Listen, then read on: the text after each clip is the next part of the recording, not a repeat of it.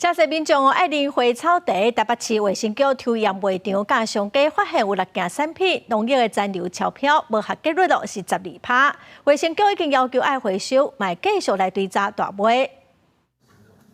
有当时泡一杯小小的花茶或者是草仔茶，是卖少民众放轻松的方式之一。台北市卫生局去超市、卖场、茶行甲饮料店等等的所在，抽检50件茶米甲草仔茶等等的产品。结果发现有6项产品农药残留的用运量无符合规定，无合格比率是12%，包括薰衣草2件、玫瑰花2件、蝶豆花甲桂花拢1件。那不符合农药残留容许量标准，违反了《食安法》第15条第1项第5款。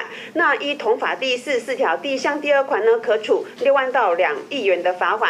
伫复兴南路专门咧烘食品原料的奇美点心屋，是这个无合格的名单之一。伫蝶豆花粉内底验到赛面宁、甲芬普尼等等几啊项砂糖剂拢超标，而且无向中央主管机关申请查验，无摕到食品甲相关产品输入的许可通知。因那民众伫买花茶甲草茶进前，嘛拢有家己咧拣的方式。我觉得会看一下那个上面的成分标示，或者是说今天是饮料店的它的菜单上面有来源标示，我觉得还是会关注一下。如果买的时候，可能还是会找大品牌的吧，对，比较有信用的感觉。卫生局表示，无符合农药残留用运量标准的规定，已经违反食安法，会当罚业者6万以上2亿以下的罚款。